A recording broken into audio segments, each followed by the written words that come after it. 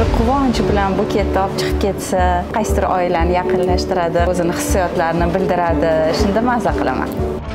Necha yildan beri hurmatni, statusni, mijozlarni saqlab qolishni siri nimada? Chin dildan bu ishingizga yondashishingizda. Hozirgi Toshkent gullariga erishish uchun nimalardan voz kechdingiz? Har bitta insonni o'zini endi Alloh yaratganda bergan fitrati bo'ladi-ku. Ishonish kerak ekan bunga. Bizdagi eng katta krizislardan biri bizani komanda o'zini 70-80% o'zi bilan olib ketgan. Shu narsa katta udar bo'lgan bizga. Mana shular hammasi menimcha fundament bo'lgan, asos bo'lgan deb o'ylayman.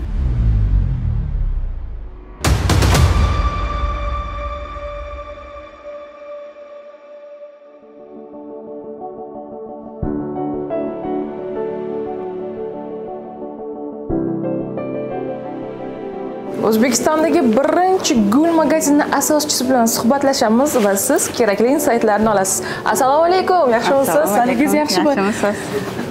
Rahmat kattakon, bizning taklifimizni rad etmaganingiz uchun. Yoshligimdan eng sevimli joyim bo'lgan. Asoschisi bilan gaplashish yanada maroqli bo'ladi bugun.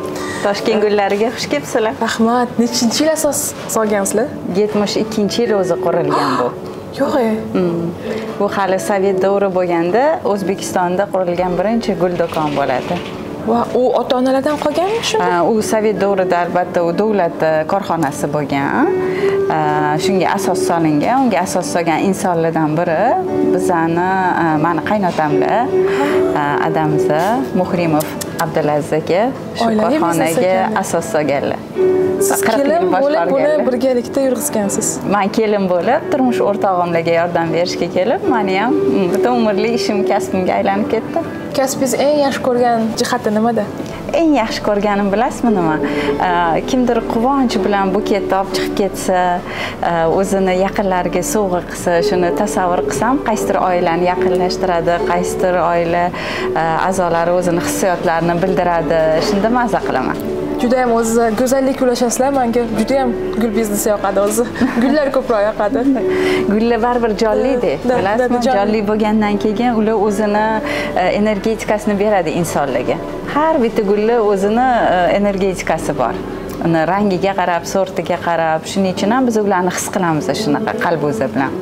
Necha yildan beri hurmatni, statusni, mijozlarni saqlab qolishni siri nimada? Menimcha ishingizni yaxshi ko'rishingizda va chin dildan bu ishingizga yondashishingizda. O'zingiz juda ham qayerdan mehr paydo bo'lgan ishingizga? Uni endi hozir o'tirsak sekin aytib beraman bir chekkada. Xolodilnik qurish qimmatmi? Professional xolodilnik qimmat. Bu konditsioner asosida qurilgan. Yo'q, bu gulga ixtisoslashgan konditsioner emas, boshqa texnologiyada qurilgan. Ha, sizlar yangicha gulni yangi bo'lib shaklida ushlab turish uchun texnologiyalarni qayerdan o'rgangansizlar? Biz shu ish boshlaganimizdan beri o'zimizning ustida to'xtamay ishlaymiz.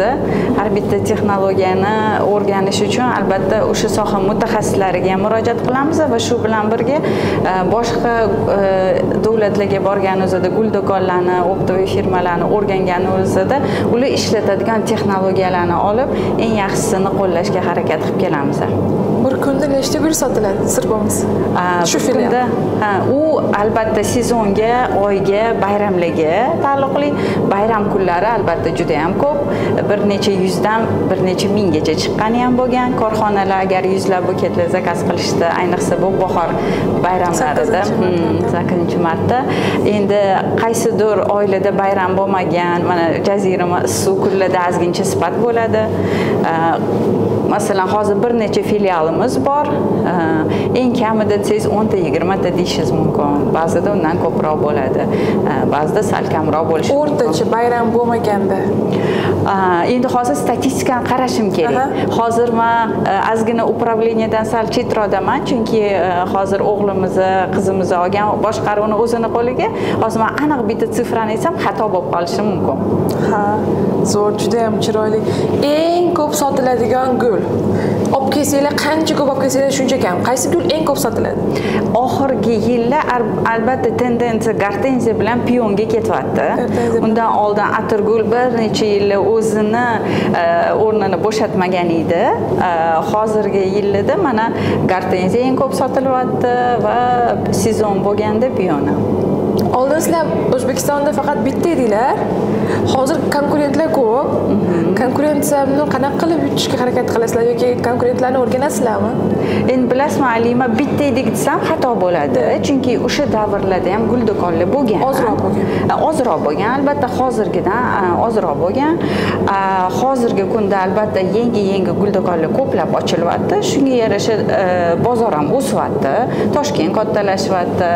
Konkurensiyaga har doim hamma sohada ham tayyor bo'lib turish kerak va o'zingizni ustingizda, o'zingiz darajangizda ushlab turib, yangiliklarni kirgizib yurishingiz kerak. Oxirgi yillarda yangiliklar o'zingiz bilasiz, Coviddan keyin hamma onlayn продажani oshirishga tushdi. O'zi IT texnologiyalarni keyin hamma yangi kirib kelayotgan sotsiyetlardagi продажаlar oshyapti. Unda o'zingizni prezentatsiya qilishingiz, bular ham juda katta rol o'ynayapti sotuvga. Shularni hammasini oxirgi yillar ustida ishlab, ularni ko'tardik va zamon bilan ham nafas deydi-ku. Ayniqsa siz floristika maktabini ochgansiz. Floristika maktabida o'zingiz konkurent yaratasiz, to'g'rimi? Shunaqa desa ham bo'ladi bir tarafdan. Toshkent gullarini missiyalaridan biri O'zbekistondagi floristika sohasini rivojlantirish. Shunga o'z-o'zini hissa-o'zini qo'shish. Shuncha yildan beri mana masalan hamma kelib kimdir do'kondan o'rgansa, nima ketyapti, qanaqa produkt sotishyapti Toshkent gullarida, qanaqa yasashyapti. Men xursand bo'laman. Bu soha o'sadi. Soha o'sgandan keyin potrебительlik vkusi o'sadi. Vkus o'sgandan keyin siz yaratgan narsalarni tushunadigan insonlar ko'payadi. Keyin shu sohada ishlaydigan spetsialistlar, professionallar ko'payganidan keyin har bitta ish beruvchi, shu jumladan Toshkent gullari ham yaxshi spetsialistni o'ziga ishga ola oladi. Zo'r. O'zingiz eng yaxshi ko'rgan gulingiz qaysi? Shu savolni juda ko'p berishadi menga. Bilasizmi, agar men o'ylayman, bitta gulni aytsam, ikkinchisi xafa bo'lib qolganga o'xshaydi. Chunki bular shu darajada individual, har bitta gulni o'zini chiroyi borki, rangda, sezonida, uni formasida, o'zini sezonida qaysidir gul yoqadi. Shuning uchun aniq bittasini ajratmayman. O'zingiz ham bemalol buketlayasiz? Albatta, shunga o'qib Moskvada xalqaro maktabda o'qib kelganman 3 yil. Zo'r. Endi ko'p deya olmayman. Masalan, har kuni turib, imенно klientlar bilan ishlab gul yasayman deya olmayman. Vaqt ajratib, shuni qilishga harakat qilaman, o'zim zavqlanaman. Bu sohangiz ham, professiya, hobbi ham bittada desak bo'ladi, yo'g'irlashgan. Juda ham chiroyli. Biz mana ko'rib turgan bo'lsangiz, kolleksiyalar har doim yaratamiz. Toshkent gullarini bu oxirgi yillarda shu professional darajaga olib chiqqanimizdan keyin bular produktni kelganimiz, mana kolleksiya qilib gullarni prezentovat qilamiz. Rang, uni shakli, xili, formasi, narxi, bu ham juda ham немаловажно, chunki biz har xil segmentdagi narxlarga produkt tayyorlab qo'yishni xohlaymiz. O'shanda kelgan har bitta inson o'zini vkusiga, talabiga mos produkt topa olsin gul kompozitsiyasi deb. Bu bizning prioritetlardan bittasi. Juda ham go'zal. Zo'r. Eng ko'p sotiladigan narxdagi gul nech pullik gul eng ko'p sotiladi?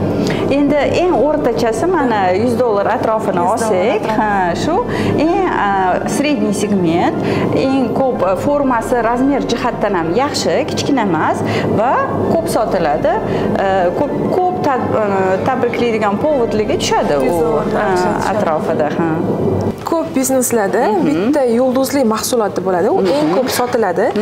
Keyin qo'shgan mahsulotlar ba'zida yaxshi sotilmaydi. Energiya, vaqt, xodimlar ko'proq sarflanadi undan ko'ra. Bu shirinliklar qanaqa sizlarga rostdan foyda olib keldimi? Uy dekorlarini qo'shdinglar, shirinliklar qo'shdinglar yoki sarflangan energiya pulga u darajada arzimadimi?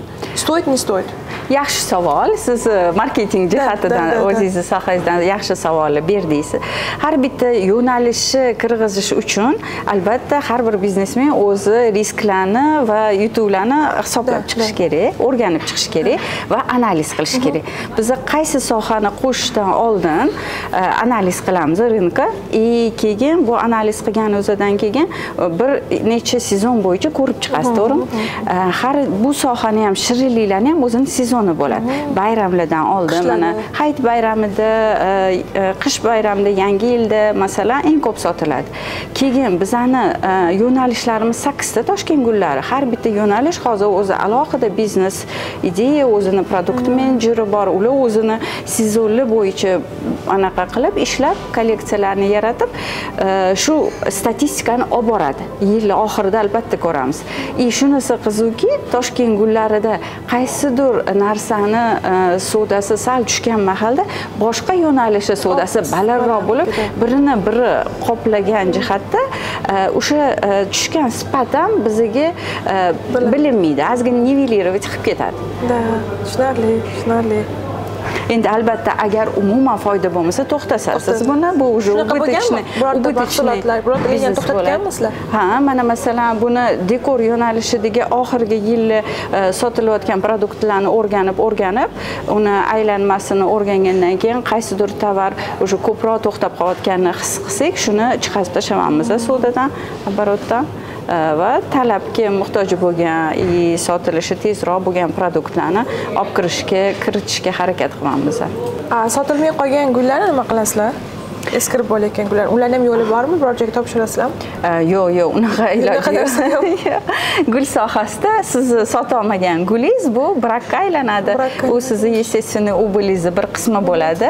Lekin mana biz shuncha men bu sohada 20 yildan oshdi ishlayotganimga, oxirgi yillar shu Covid mahalda biz уже rebranding qilganimizdan keyin, shu o'g'lim ishga upravleniyaga kelgandan keyin u katta marketing kompaniya bilan o'rganib, yangi instrumentlarni olib kirib, statistikani yana ham sifrovizatsiya qilib, shuni qo'llashdiki, minimallashtirish uchun sotilmaydigan gullarni. Uning uchun sezon o'rganiladi, gullar soni o'sha vaqtdagi 1 yil, 2 yil oldingi savdo, o'shanga qarab zakaz qilinadi. Bu eng birinchisi shuni minimallashtirishni. Bayramlarga qaraladi. Ikkinchisi minimallashtirish, gullar bilan to'g'ri ishlash. Agar sizni qo'lingizda xodimlaringiz professional bo'lsa, gul bilan to'g'ri ishlasa, keyin o'sha sifatli produktni yetkazib bersa vaqtida sposga qarab, u yana ham kamayadi. Minimallashtirish. Uchinchisi, mana masalan biz qaysidir sezon o'sha gulni ko'proq zakaz qildik. Albatta bizning art direktorlarimiz bor bir nechta, ularga zadachi qo'yiladiki, qani kolleksiya yaratinglar. Mana shu gullar sezoni, nechta produkt yaratamiz? Uni haftada qancha sotamiz, oyda qancha sotamiz? Ana undan keyin u kolleksiya yaratilgandan keyin marketing otdelimiz uni sotishga, reklama qilishga kuch tashlashadi. U produktni vaqtida rasmga olib, xaridorlarga taklif qilishadi. Ana undan keyin uni haligi естественный убыль anaqasi yana ham kamayadi. Albatta qaysidir gul oldin yangi partiya keldi, oldingisidan qolib ketdi. Unaqada uni narxi arzonlashtiriladi, hali gullar sifati tushmagan, lekin buket ishlatsangiz bo'ladi. Pishkaroq masalan gul narxi arzonlashtirib buket kompozitsiyalarida ishlatiladi. Bu ham yana bitta sizni естественный убыль bo'lishini, brak bo'lishini oldini oladi. Potensialniy gul magazinini ochadiganlarga yangi etaplarda, bir yil etapda komnatniy gullarni sotishni tavsiya qilasizmi? Yangi gul do'kon ochayotgan insonlarga maslahat bergan bo'lardimki, birinchidan ular nimaga aksent qilmoqchi? Gul sohasi bo'yicha naskолько o'zini professional bilimi bor.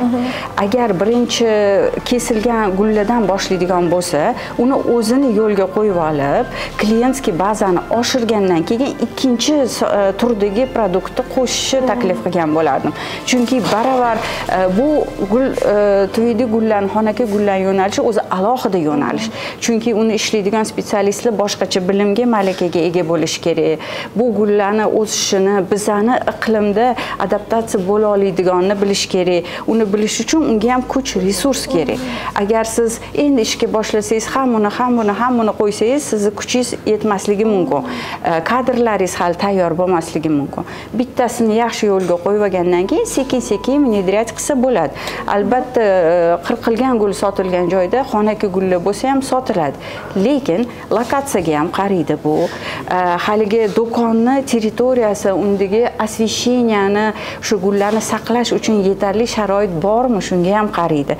Mana bizni ko'rib turgan bo'lsanglar, hozir e'tibor bersanglar, patologga ham oxirgi remont qilgan o'zida luksometr bilan olib, maxsus bizani trener o'zi bor, Moskvadan keladi, Rossiyada. U bilan shu xonaki gullarni saqlashga yorug'lik yetadigan darajada mana kechgacha ishlab turganda shuni o'ylab chiqib, keyin dizaynerlarga zadachi berib, keyin освещенияni shunaqa нужный luksometrdagi gul ola oladigan balandlikda ham qatta anaqa o'lchab chiqib, keyin shuni qilganmiz. Shuning uchun ham gullarimiz yaxshi saqlanadi. Agar shunaqa nyuanslar учитывать qilinmasa, albatta men sразу olinglar gullar zo'r sotiladi deyishim noto'g'ri bo'lib qoladi. Baribir boshlangan biznesda pul tez aylanishi kerak. Men как marketolog sifatida agarda bunaqa uy xonaki gullarni qo'shib qo'ysa, pul aylanishi sekinlashadi, pulingiz qolib ketadi, aylanmaydi demoqchiman. Meni fikrimcha shunaqa. Yangi biznesga hali mijozlar hali kelmagan, hali nomingiz hali hamma bilmaydi. Ko'proq pulni tikib qo'ysa, toshkent gullarga o'xshayman deb. Pul aylanishi sekinlashadimikin degan o'y bor-da menda. To'g'ri, bu siz aytgan anaqa ham albatta juda to'g'ri. Men hozir qarayotgan tomonim, mana xodimlaringizni, yaxshi professionallarni yetishtirish ham juda sekin vaqt oladi. Tayyor mutaxassislik kam bu sohada ham. Shuning uchun siz gulni olib qo'ysangiz, unga qaraydigan, sota oladigan to'g'ri maslahat berib mutaxassis bo'lmasa ham, yana ham 2 barobar sekinlashadi. Gulga keyin yomon bo'lib qolsa, bu ham o'sha haligi естественный ubulli bir parchasiga aylanadi. To'g'ri. Shunaqa. Mana bunaqa gullar ham bir paytlar rosa trend bo'ldi, tez tushdi trenddan, to'g'rimi? 1 yilda bo'ldi. Biz ham uy qildirdik, qurilish sohasida ishlaganimda 1 yildan keyin tushib ketdi. Xuddi kiyimlarga o'xshagan trendlar ham bo'lar ekan, 1 yilda yo'qoladigan dedim, mo'x bilan shunaqa bo'lardi. Bu stabilizirованный mo'xdan yasalgan kompozitsiya. Buni yaxshi tomoni, siz uxot qilmaysiz. Masalan, chiroyli qilib o'sha klient talabiga qarab yasab berasiz.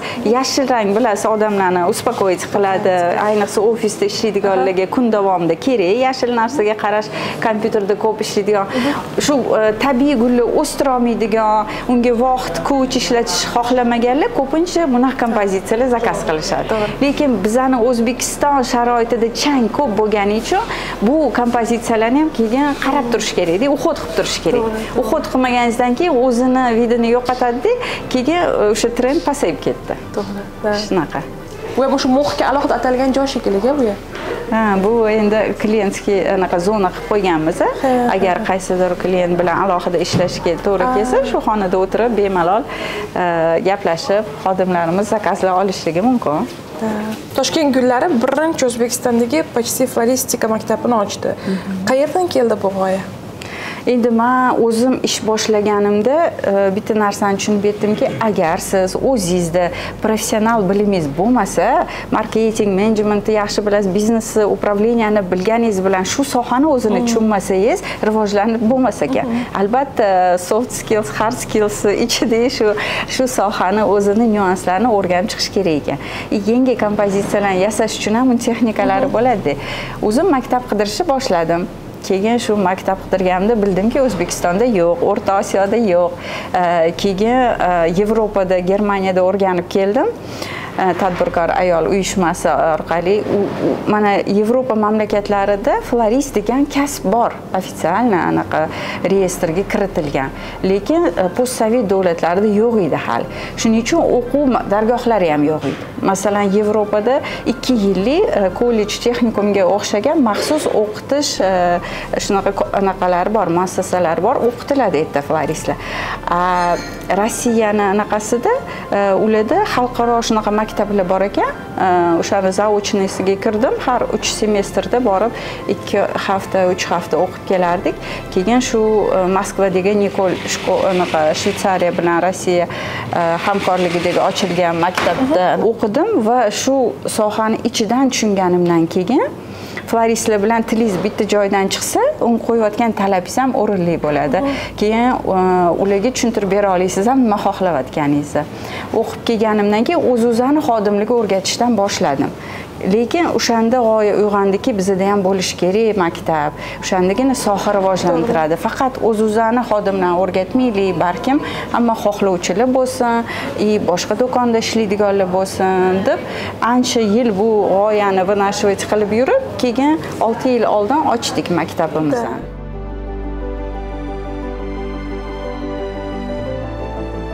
Muborak opa, har bitta odamni biznesini boshlaganda juda ko'p tadbirkor odam har kuni bitta muammoni yechadi. Har bitta biznesda insonda ham krizislar bo'ladi. Shunaqa eng katta krizisni yilingiz yokida o'zingizni holatingizni esla olasizmi? Albatta, har bitta biznesmenda bo'lib o'tadi bu.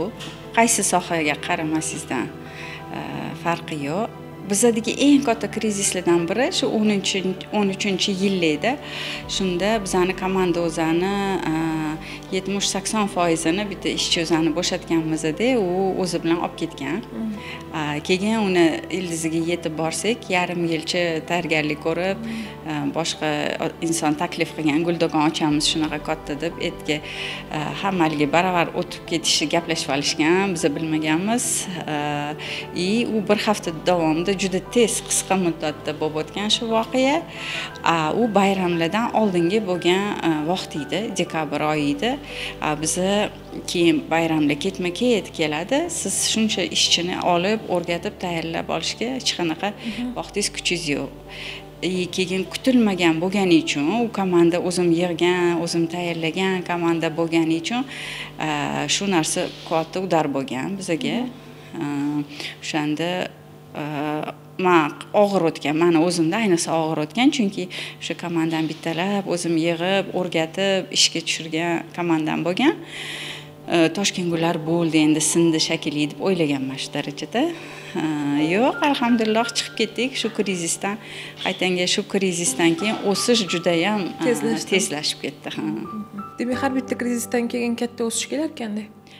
Agar chidab o'tsangiz, shuni yiqilganingizdan keyin tura olsangiz, o'sish keladi. Turishga nima motivatsiya bo'lgan? Eng katta olgan insightingiz nima bo'lgan? Eng katta insightim hozir kulib aytib qo'yaman, yaxshi immunitet hosil bo'lgan deyman, ishchilarni to'planib ketishidan. Shunaqa bo'lishi mumkin ekan degan birinchi o'rinda qabul qilish bo'lgan, qaysidir vaqtgacha qabul qilishga kelish bo'lgan. Undan keyin qabul qilganingizdan keyin o'shandagi bayramlarga men yordam so'rashni boshlaganman. Shu yerga tanishlarim, dizayner, qarindosh urug'lar, opa-singlim ham masalan kelinglar yordam beringlar, bizga yordam kerak deganman. O'z-o'zi 4 dan 5 ta odam qolganmizda, o'shanda o'zim uborchalik ham qilganman, ovqat ham qilardim, shu ishchilarga, xodimlarga kassada ham turganman, klientlar bilan ham ishlaganman. Hamma ishni qilib chiqarishga qo'rqmasdan kuch topganman. Keyin shunaqa yordam kelib ketganki, o'sha bayramlarda oldingisidan ham zo'r bo'lib o'tib ketganmiz. Savdolar shunaqa zo'r bo'lgan, zakazlar hammasi vaqtida qilingan, klientlar ketib qolmagan. Keyin yordam so'rash ham to'g'ri narsa ekan deganman insightim. O'sha vaqtda yordamga keladigan insonlar ham ko'p ekan, ishonish kerak ekan bunga. Keyin o'sha bayramdan o'tkazib olganimizdan keyin yangi komanda keldi. Ular bilan ular o'zini yangi g'oyalarni ham olib kelishdi. Shu bilan birga juda katta o'sishda skachok bo'ldi bizda. Qaysidir oldin shu qaysidir ishchingizga qattiq bog'lanib qolib, shu bo'lmasa bo'ldi, hech qaysi qila olmaydi degan qo'rquv bo'lgan ekanda katta. Shu qo'rquvingiz endi sodir bo'ldi, lekin unaqa bo'lmadi. O'tib ketdingiz, boshqa odamni ham o'rgata olasiz. Yana tez har bitta spetsialistni tayyorlashi tez programmasini ekspress o'ylab topdim-da o'shanda. Nimani bilish kerak? Eng asosiylari unga programma tuzib chiqdim-da, yangi kelgan xodimlarni har hafta o'zim zachot imtihon olib tez tayyorladim. 2-3 oy davomida o'rtacha yaxshi spetsialist bo'lib yetishdi. ana shu narsalar katta plyus bo'ldi. Keyinchalik уже u qo'rquv endi shunaqa bo'lishi mumkin. Shunaqa komanda to'plab ketib qolishi ham mumkin ekan. Lekin o'sha sistemangiz tursa, u ishlab tursa, klientskiy bazani ham ushlab qolar ekansiz, krizisdan chiqib o'sishgacha ham borishingiz mumkin ekan degan katta insightlar bo'ldi. Katta daromadning siri nimada? Halollikda deb o'ylayman. Asosiysi halollikda. Klientni aldamaslikda, o'zingiz masalan berayotgan shu produktingizni sifatiga javob bera olishingizda, o'shani davomiy qila olishingizda, agar bir kun mundoq bo'laversa, unda ham baribir yo'qotasiz klientskiy bazani. Agar siz o'sha ishingizni stabilni qilib kelsangiz, assortimentda, yaxshi assortimentda o'sha sekin-sekin katta daromadga sabab bo'ladi. 10 yil yoki 15 yil avvalgi Muborak opaga biznesda muvaffaqiyatli bo'lish uchun nimalar maslahat bergan bo'lardingiz? Juda yaxshi savol, Alima. Eng birinchi shu qo'rquvlarni kamaytirgin, qo'rqmagin, tavakkalingni oshirgin deb maslahat bergan bo'lardim. Keyin ikkinchisi time managementni yana ham yaxshiroq o'rganib, yaxshiroq qo'llashga harakat qilgandirdim. Chunki 15 yillar oldin hozirgi bor instrumentlar bilasiz, o'zingiz juda kam edi. Hali bizda bunaqa kurslar, coaching, anaqalar, informatsiyalar ham, kitoblar ham kam edi. Va hozirgi yangi texnologiyalarni o'rganishni vohliroqdan boshlagan degan bo'lardim. Tinmaysiz, floristikani o'zingiz Rossiyada borib o'rganib kelasiz, marketingda o'rganasiz, biznesda o'rganasiz. Bir beg'am uy bekasi bo'lib yashashni hech tasavvur qilib ko'rganmisiz? Charchab ketsangiz yoki qiynalib ketsangiz, bir xil payt men ham aytaman, bir xil ayollarga o'xshab maza qilib, uyda o'tirib, anaqa qilsam bo'lmaydimi deb qo'yaman. O'zimga o'zim shunaqa vaqtlar bo'ladi-da. Juda kam bo'ladi, lekin bo'lib turadi. Keyin bir haftacha uyda o'tirsangiz, keyin o'zingiz qisilib qolayotganga o'xshashdi, nimadir realizatsiya qilgingiz, odamlar bilan muloqot qilgingiz, yana ishga kelib shu jarayonlarda, proseslarda qatnashgingiz kelib ketadi. Shuning uchun bu pромежуточный juda qisqa bo'ladigan his-tuyg'u o'tib ketadi bir pasda. Bir narsaga erishish uchun bir narsadan voz kechamiz. Hozirgi Toshkent kunlariga erishish uchun nimalardan voz kechdingiz? Voz kechdim desam, to'g'ri bo'lmasa kerak. Alhamdulillah, mana oila o'zi mustahkam. Biz mana turmush o'rtog'im bilan birga ishlaganmiz-ku. Men ayol kishi bo'lib faqat meni biznesim deyolmayman-ku. Biz doim birga bo'lganmiz. Bizani bu ish navorot undan ham yaqinlashtirdi, bir-birimizga hurmatimizni oshirdi, bir-birimizni kuchli tomonlarimizni bilib, to'ldirib shu darajaga yetib keldik deb o'ylayman-da. Endi farzandlar tarbiyasida masalan alhamdulillah hozir mana hammaligi katta o'zligi oilali, farzandli bo'lishdi, mustaqil inson sifatida ham yaxshi inson bo'lib shakllanishdi va ota-onalarimizga ham e'tibor kam bo'lmadi, shuni qila oldik farzandli burchimizni ham. Lekin pромежуточный prioritet qo'yganingizda qaysidir mahalda faqat ishga kuch bergan vaqtingiz bo'lgan. Katta bayramlarda qaysi proyektlarni tushirayotgan o'zida, qaysidir mahalda oilangizga, shu ota-onaga, farzandlaringizni tarbiyasiga prioritet qo'yasiz, ko'proq vaqt unga ajratasiz. Shunaqa desam bo'ladi. Voz kechib bir narsadan deb katta bir narsani ayta olmayman. Qanaqadir bo'lgan hammasi. Turmush o'rtoq bilan birga kelishib, bir-birini hurmatni saqlab qolgan holda ishlamoqchi bo'lgan ayollarga nima maslahat berasiz? Endi bilasizmi, ayollar o'zini ayollik o'rnini ham saqlab qola olishi kerak-da. Chunki biznesda bilasizmi, hamma narsani tez hal qilishga majbur bo'lasiz. Ish talab qilayotganda ham jostkost kerak o'ziga yarasha. U bo'lmasa ham bo'lmaydi vaqti soat kelganda. Tez qaror qabul qilasiz. Bir xil paytlar dominировать qilasiz, o'zingiz qaysidir javobgarliklarni olasiz. Shunaqa vaqtda uyga kelganingizdan keyin o'sha anaqa direktorlik, upravleniyachlik ana formangizni yechib, yana oddiy turmush o'rtog'i, ayol, ona sifatida o'zingizni formangizga kira olsangiz, shu anaqani tez o'zgartira olsangiz, adaptatsiya qilib, menimcha saqlab qolish oson bo'ladi deb o'ylayman. Agar uyga ham borib direktorlik qilsangiz, masalan, endi qo'pol aytganda, u sekin-sekin o'sha dars ketishiga, uzoqlashishiga olib keladi-da. Siz ham lider, ular ham lider, bitta qaror qanaqa siz xohlaganingiz bo'lmayapti. Kim ko'proq biznesda qaror qabul qilgan? Ikkita lider qaror qabul qilishda siz aytganingiz bo'lmasa, uni qabul qilganmisiz? Ha, bo'lgan, shunaqasi ham albatta. Endi bilasizmi, men kelganimda ko'proq bizda o'zimizdan xohishlarimizga qarab bo'linib qoldi polnomochiyalar. Masalan, eng birinchi bo'lib men как produkt menejer, keyin personalni o'qitish, обученияsi, klientlar bilan ishlash, tovarni lineykani kengaytirish bo'yicha shu narsalarga o'zim qiziqardim. O'zim xohlardim odamlar bilan ishlashni. Shu narsalar ko'proq menga prioritetniy bo'lgan, o'zim xohlaganman, yaxshi ko'rib qilganman. Shu narsalar menda o'xshagan ham. Turmush o'rtog'imda налог, finansi, katta postavщикlar bilan gaplashish, o'sha savdolashish, unaqa sohalar ularda juda kuchli, anaqa rivojlangan. Shuning uchun u narsalarni ular olganlar o'zlariga, javobgarliklarni.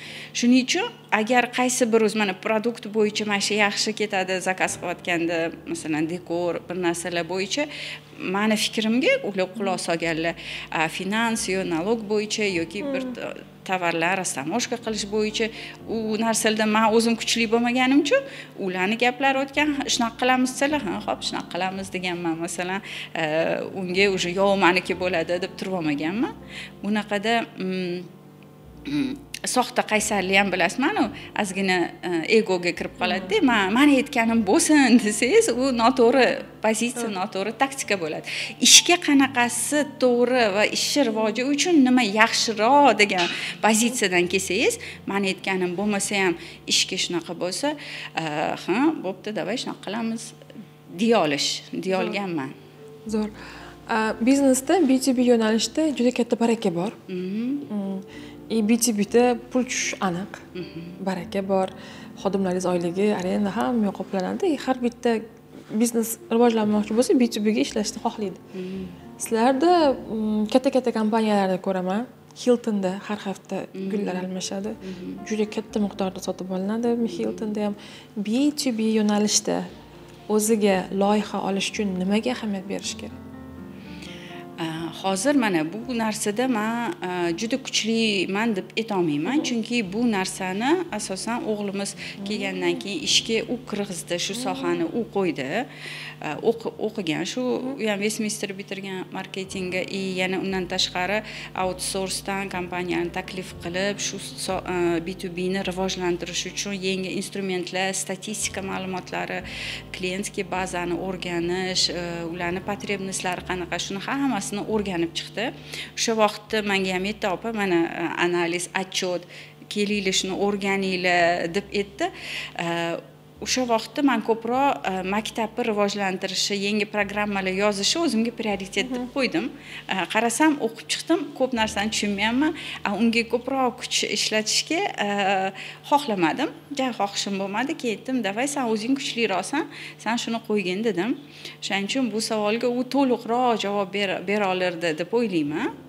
Lekin albatta u B2B ni rivojlantirish uchun bizani oldindan qilib kelgan optimiz, klientskiy bazamiz, tajribamiz hammasi qo'llanildi, o'shanga asoslanib bo'ldi deb o'ylayman. Endi kichkina klient bilan ishlash ham, katta klient bilan ishlash ham bilasizmi, asnovalari baribir bir xil. To'g'ri. Faqat razmeri, hajmi har xil bo'ladi-da. Shuning uchun qanaqadir asoslari o'sha qadriyatlarni ushlab qolgan holda klientga win-win, masalan, faqat menga yaxshi bo'lsa, men hozir foyda qilib shu zakazni olib olay emas, kelajakda shu gulni sotib oldimmi, katta ob'yomda shu korxona shunda o'ssin, to'g'ri tanlab beraylik, joyiga to'g'ri qo'yib beraylik, mutaxassisni o'rgat beraylik deganingizdan keyin u klient keyin yana qaytib keladi, o'zi taklif qiladi boshqa anaqalarga, to'g'rimi? Estafet anaqa qilib, sarafanli radio qilib. Shuning uchun shu qadriyatlaringizni to'g'ri qo'ysangiz, sifatli produkt bersangiz, taklifni to'g'ri tushunib olib, to'g'ri предложение bersangiz, shular hammasi omil bo'ladi B2B katta proyektlarni olib qila olishga. Ha, endi har bitta farzand ham ota-onasining biznesini olib borgisi kelmaydi. Ya'ni aytmoqchi bo'lganimki, ba'zilar qiziqishim boshqa deydi. qanaqa tarbiya qilgansizlar? Ikkala farzandingiz ham hozir oldinglarga kelib, qo'llardan ishinglarni oldi. To'g'ri, juda yaxshi savol berdingiz.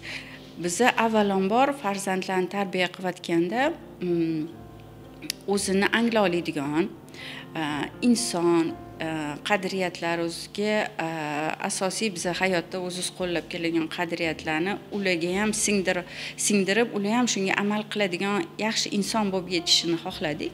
Shu bilan birga ular o'zi xohlagan sohada o'qib, anaqa obrazovание olishini sharoitlar yaratib berdik. Keyin bu sohaga kelish uchun birinchi o'g'lim ham aytgan, "Yo'q, men o'zimni nimadir yaratib, o'zim qaysidir sohani egasi bo'lish xohlayman. Bu yerda tayyoriga o'tirib, tayyor narsani yurg'izib yuribdi degan nomni xohlamayman" degan payti bo'lgan. Подростковый возрастda bo'ladi-ku. Bo'ladi. Shunaqa vaqtda bo'lgan. Mayli deganmiz, "Ke o'zing harakat qilib ko'r" deganmiz. O'rtoqlar bilan bu ish qilib ko'rishgan, kichkina ishlardan boshlab qilib ko'rishgan. Albatta unga yo'q ham demaganmiz, majburlamaganmiz ham.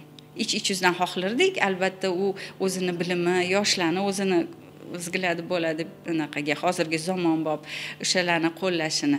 Lekin sekin student bo'lib yurganida endi Instagramlar paydo bo'lganda, kelinglar Instagram stranitsa ochamiz degan Toshkent Gullarni shu kelib ochib, sekin marketingdagi bilimlarni qo'llab, o'zi ham tortilib ketgan keyin shu sohaga. Endi men o'zim keyin yana o'ylaymanki, uni o'zini esida yo'q, ko'pincha bu narsani eslamaydi ham. Bir shu podrostka bo'lgan mahallada Robert Kiyosakining kitobi bor-ku, Boy ota. Ana shu kitobini sovg'a qilganman-da, o'qib chiqqan. Shunda ham ozgina fikrlashi o'zgargan. Keyin bir kun aytganman, o'g'lim, to'g'ri, sen bu sohani tanlamasliging mumkin, lekin bilasanmi, sen mana biz yetib kelgan darajadan ancha o'stirsang, aytasan, voy ota-onam mana shu narsani qurganda mana bu darajaga olib kelgan edi. Hozir men mana ish qila oldim desang, bu ham yutuq bo'ladi deganman. Biz yetib kelgan darajadan ham ancha oshirsang, o'shaning uchun unda ham sen yaratgan bo'lasan. Tayyor narsani yurg'izib yurgan bo'lmaysan, deb shunaqa ozgina gaplashib, suhbatlashib, boshqa tarafidan berishga harakat qilganman. Keyin shu xohish, qiziqish o'rgangan. Qizimiz ham Mohonur o'zi tvorческий sohadan chiqib interyer dizaynerlikka o'qib, institutni bitirib, keyin institutda dars berdi bir necha yil o'zining sohasi bo'yicha. Keyin dekretniy отпускada bo'lganda ukasi chaqirib, ozgincha bunga qarashvaring, unga qarashvaring deb chaqirgandan keyin u ham qiziqib ketdi. Keyin kuldik ketdik. Endi dedik, dekretniy отпускga kelgandan keyin Toshkent Gullariga ishga o'ta qolgin dedik. Undan oldin u ham albatta hali yo'q, gul sohasiga qiziqmayman deb yurgan paytlari ham bo'lgan o'zini. Shuning uchun shoshirmasdan, qattiq talab qilmasdan, majburlamasdan o'zini sekin-sekin integratsiya qilsangiz biznesga o'zini qiziqqan tarafidan, menimcha shu narsa ham sabab bo'lsa kerak deb o'ylayman. Sizni qanaqa tarbiya qilishgan? Shunaqa yiqilmaydigan, yiqilsa ham turadigan, o'z sohasida ishlaydigan, ruhan baquvvat va kuchli qilib tarbiyalash uchun yoshligingizda ota-onangiz tarbiyasi qanchalik, qay darajada sizga ta'sir qilgan? Otangiz qanaqa tarafda bo'lgan? Oyingiz qanaqa qilib sizni tarbiya qilgan? Nechinchi farzandsiz oilada? Men oilada birinchi farzandman. Keyin adamlarning ham erkatoy qizlari bo'lganman. Juda ham adamlar bilan bizda yaqin munosabat bo'lgan. Bir-birimizga sirdosh ham bo'lganmiz, soatlab gaplashib o'tirishimiz mumkin bo'lgan har xil temalarda. Mana ota-onam menga shu tarbiya berishayotgan vaqtda qo'llab-quvvatlashgan. Mana maktabda komsomol, pioner deydi-ku, o'sha biz sovet davrida o'qiganimizda komsomol organizatsiyasi bo'ladi, shularni boshqalardim, sinfda starosta bo'lardim. Hamma maktabda bo'ladigan tadbirlarda qatnashardim, aktivniy qatnashardim. Shuni hech qaysida, "Sanga nima kerak, borma, qilma, unaqa qilma" degan narsa hech ham bo'lmagan. Nabrot odamlar ham o'zlarining tomonlaridan nima qo'llaridan kelsa qilardilar. Onamlar ham xuddi shunaqa. Narsa tikib berish kerakmi, butun sinfga, tam pilotkami yoki qaysidir tadbirga bir nima pishirib berish kerakmi, shuni hammasiga xo'p deyishardi. Menimcha shu narsalar ham katta rol o'ynagan. Keyin onamlar gapirib beradilar, men uni eslolmayman. Kichkina bolacha bo'lganimda odamlar mahallada olib chiqib boks perchatka kiyg'izib qo'yib, o'g'il bola bilan boksga tushirgan ekanlar menida. Yo'q. O'shanda oyimlar nima qilasan qiz bola buni boks tushirib yo'q qo'rqmaydigan bo'ladi anaqa o'zi duxib anaqa bo'ladi o'ziga turib bera oladigan bo'ladi deb shu narsani qanaqadir anaqa bo'lgan madamlida bilmadim man o'zim eslolmayman kichkina bo'lsam kerak 3-4 yosh bo'lsam kerak lekin onamlar aytib beradilar shunaqa qilardilar adanglar deb mana shular hammasi menimcha fundament bo'lgan asos bo'lgan deb o'ylayman shu qiyinchiliklarga tura olishingizga yiqilganingizdan keyin yig'lasangiz ham yana turib davom etib ketishingizda va har bitta insonni o'zini endi Alloh yaratganda bergan fitrati bo'ladi-ku qaysidir tomonda hammada ustunlik tomoni bor o'zini ichidan berilgan. Hozir sizdan ham so'radim-ku, intervyularingizni ko'rganimda juda smelo, bir xil paytda jostko gapirgansiz, shu qatdan olgansiz dedim-ku. Mana menimcha sizga ham shu berilgan, sizni o'zingizni xarakteringizda, fitratingizda bor xislat bo'lsa kerak deb o'yladim. Shunaqa. Shu ota-ona tomonidan menimcha qo'llab-quvvatlash eng katta bir asnova fundament bo'lgan bo'lsa kerak. Biznesda ruhan kuchli bo'lish kerak, duh bo'lish kerak deyshadi. Ruhan kuchli bo'lish uchun nima qilish kerak inson? Ruhan kuchli bo'lish uchun avvalambor o'ziga ishonish kerak. Niyatni to'g'ri qilish kerak. Siz o'sha niyatingizni to'g'ri qilganingizdan keyin to'g'ri plan qo'ya olishingiz kerak. Keyin duoda so'rashingiz kerak, kuch-quvvatda so'rashingiz kerak yaratgandan, shunda ruhan kuchli bo'la olasiz. Chunki biz baribir bandamiz, ojizligimiz bor, qaysidir anaqada har tomonlama kuchli bo'la olmaymiz. Lekin albatta so'rasangiz, keyin albatta praktikada ishlash kerak, qo'llash kerak, bilgan narsangizni qo'llash kerak. Bilganingiz bilgan bo'lib qolsa ham amalda qo'llamasangiz ishlamaydi u narsa ham. Zo'r. 10 yildan keyin Toshkent gullarini qanaqa ko'rasiz? Qanaqa tasavvur qilasiz? 10 yildan keyin Toshkent gullarini O'zbekistonning boshqa shaharlarida ham filiallari bo'lishini xohlagan bo'lardim, niyat qilgan bo'lardim.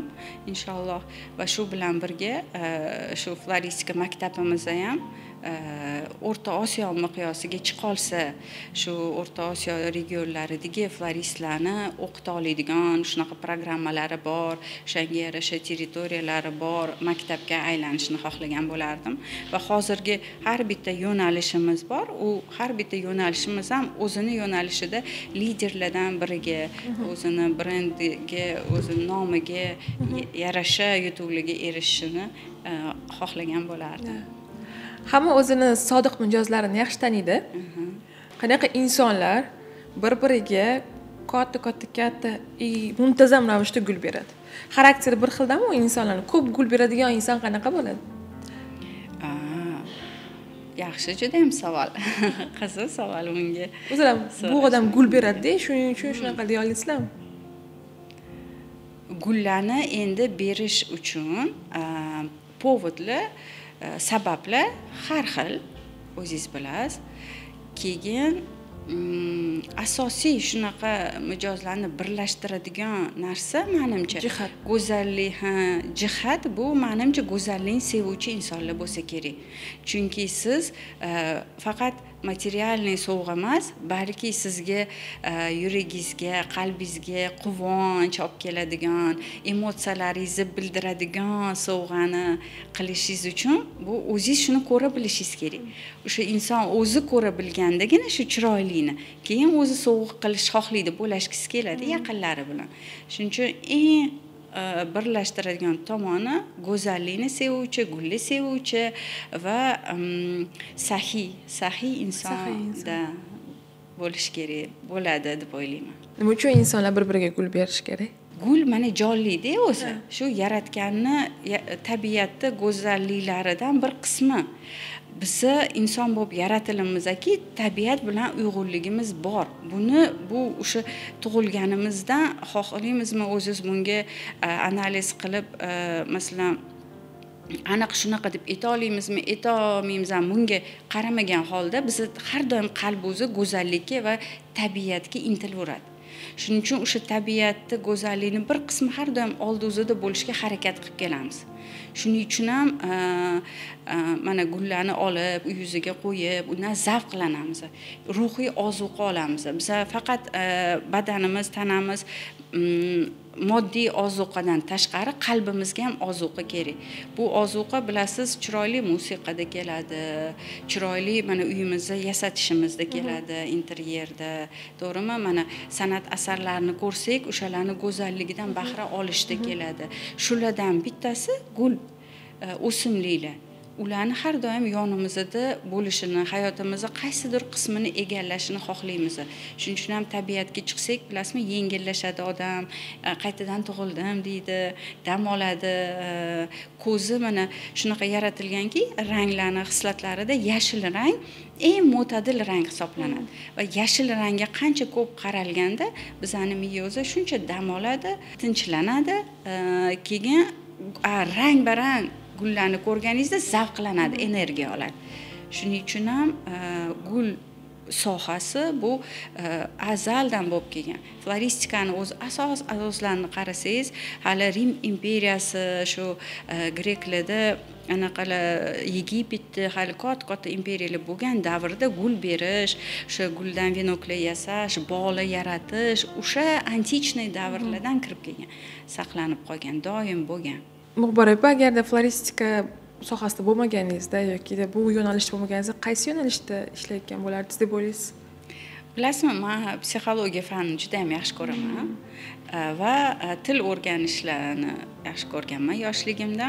Shuning uchun agar bu sohada ishlab ketmaganimda, albatta yo lingvistika, bir necha tillarni o'rgangan bo'lardim, shu sohani tanlagan bo'lardim yoki psixologiya sohasidan ketgan bo'lardim. Chunki insonlar bilan ishlash yoqadi, muloqot qilish yoqadi, o'pitimni almashish yoqadi, o'zimga zavq beradi shu narsalar. Menimcha shu psixologiyaga ketgan bo'lardim. Bu marketingning har bitta terminini bilasiz, biznesdan, floristikani to'laqonli tushunasiz, psixologiyani tushunasiz, tillarni bilasiz. Bir yilda nechta kurs, nechta kitob o'qiysiz? Zo'r savol bo'ldi. Men bir kun turmush o'rtog'imga aytganman-da.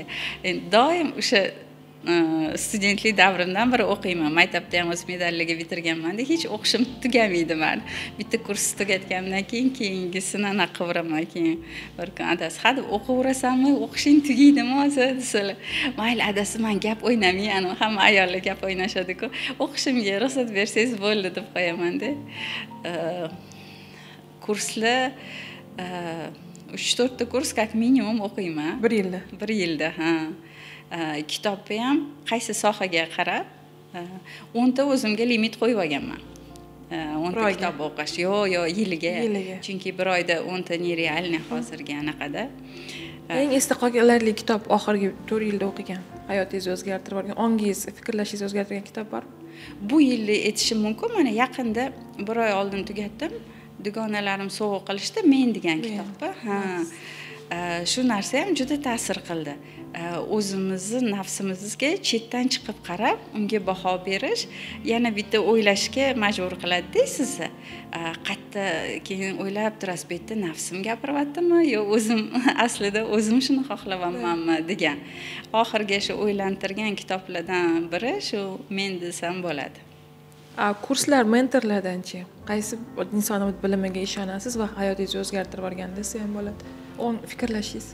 Endichi hayotimni o'zgartirib yuborgan deyishim anaqa. O'zingiz harakat. Chunki qaysidir davrda, qaysidir tema aktualniroq bo'ladi-da. O'sha ustoz tanlayotganda o'zimni qadriyatimga mos ustoz tanlashga harakat qilaman. Shunisi muhimroq menga. Mana shu inson, shundan bir narsa o'rgansam, menga asosiy, men hali buzish xohlamagan qadriyatlarimga shuni kursi javob beradimi? Shuni o'zi berayotgan bilimi shu chegaradan chiqib ketmaydimi deb birinchi ustozni qarayman-da, keyin kursini tanlayman. Oxirgi yillar masalan o'z-o'zadiga mana neyrobiolog Anna Vladimirovna Proxorova kurslarini bitirdim, bir necha kurslarni. U menga fiziologiya, tanamizni va miyamizni fiziologik tomondan, nauchniy tomondan, ilmiy tomondan bilib o'rganib, uni bizning ruhiyatimizga ta'sirini, mana shu bog'liqligini o'rgatgan kurslar bo'ldi-da. Qiziq bo'ldi juda ham. Chunki siz har doim bilib yurgan narsangiz ishlaringizni ilmiy jihatidan nega shunaqaligini bilsangiz, boshqacharoq qaraysizda, shu instrumentlarni boshqacharoq qo'llashga harakat qilasiz. Oxirgi yillik kurslarim shu. Hozir yana bitta-ikkita yangi kurslar oldim. Qozog'istonda Asel Mashanovani kursini hozir o'qiyman mana danniy etapda. Uni ham o'zini podxodi yo'nalishi berayotgan kursida olayotgan narsalarim qiziq bo'lyapti. O'zingiz kurs qilganingizda qaysi mavzuda gaplashishni va o'rgatishni xohlaysiz? Har bitta insonga nimani o'rgatishni xohlaysiz? Har bitta inson nimani bilishi kerak? Bir xillarda menga aytib qolishadi, keling o'zingiz o'qiting, shu coachingga oling degan takliflar bo'lib qoladi. Shuni nega xohlamayman? Chunki hamma inson ham o'zini hayoti uchun o'zi javobgarlik olishga tayyor emas. Bizda o'ylashadiki, men pul to'lasam, shu narsaga anaqa qilsam, men javobgarlikni olmasam ham boshqa inson meni o'zgartirib qo'yadi deb o'ylashadi. Unaqa emas. Inson qachon o'zi javobgarlikni olib, shuni tushunib yetib, anglab harakat qilgandagina o'zgarish bo'ladi. Sen qaysi ustozda, qaysi kursda o'qishingdan qat'iy nazar. Shuning uchun javobgarlikni ola oladigan o'quvchilar bo'ladimi o'zi? Shu inson senga kelayotganda qaysi darajada o'zini hayoti uchun javobgar bo'lib, o'sha achchuv keladi, bir xil narsa o'zingiz haqingizda haqiqatni bilish, bilasizmi? O'zingizni qaysidir kamchiligingizni bilish, uni tuzatish uchun nafsimizga achchuv keladi. Shu narsani yutib, ustidan anaqa qilib yengib o'ta olamizmi degan savollarga javob bersa, ana undan keyin qanaqadir yutuqqa erishishi mumkin. Albatta, agar bu kurs floristika bo'yicha bo'lganda, floristikada hozir yangi продвинутый kurslarni yozyapmiz, shuni arafasida turibmiz, yangi kurslarni anaqa qilish, bu личностный рост bo'yicha, shaxsiy ishlash bo'yicha kurs bo'lsa, albatta avvalambor shu o'zimizning qadriyatlarimiz, o'zbek millatidagi qadriyatlar, bizning iymonimiz bo'yicha kelgan qadriyatlarni saqlab qolgan holda qanaqa o'sish mumkin degan narsa qiziq bo'lardi menga gapirish, aytish. Ham shariy, ham dunyoviy ilmlarni birgalikda olib ketish yo'llari, to'g'rimi? To'g'ri, shunaqa ekan bo'ladi. Juda ham maroqli bo'ldi, Rahmon kattakon. Oxirgi savolim, Muborak opa nimadan qo'rqadi? Qo'rquv bu har bitta insonga xos xislat. Qo'rquvsiz inson bo'lmaydi. Qaysidir hamma etapingizda qo'rquvni ham turi har xil bo'ladi. Insoniy sifatida masalan, albatta yaqinlaringizni yo'qotishdan qo'rqasiz, qanaqadir kasalliklardan qo'rqasiz, bedavo dardlardan deyishadi-ku shuni. Albatta shu narsalardan tabiiy qo'rquv bo'ladi. Ona sifatida farzandlaringizni, hozir endi bizga nabiralar shirin, ularni taqdiri haqida qanaqadir qayg'uradigan taraflaringiz bo'ladi, qo'rqishlaringiz bo'ladi. Aytishi mumkin, faqat bu dunyoni tanlab, u dunyodagi o'zingizni darajangizni yo'qotib qo'yishdan qo'rqaman desam bo'ladi, masalan. Yoki shu farzandlaringizga o'rni bo'lolmay qolishdan qo'rqish mumkin, masalan. Yoshingiz katta bo'lganda o'sha farzand, nabiralarni ardog'ida yashash uchun, ular sizga intilib talpinish uchun siz shunaqa inson bo'lib qolishingiz kerak-da. Shunaqa bo'lmay qolishdan qo'rqishim mumkin hozirgi davrda deyishim mumkin. Rahmon kattakon, ishlaringizda rivoj Muborak opa. Rahmat, Alima. Xursand bo'ldim. Hamma niyatlaringizga ayting. Sog' bo'ling. Birgalikda bo'lsin. Inshaalloh, rahmat. O'ylagan ish, boshlagan ishlaringizni rivojini bersin. Rahmat. Bugungi intervyuimiz sizga yoqgan bo'lsa, albatta sharhlarda eng katta olgan insightlaringizni yozib qoldiring va albatta kelgusi mehmon kim bo'lishini xohlasangiz ham yozib qoldiring. Rahmat. Xayr.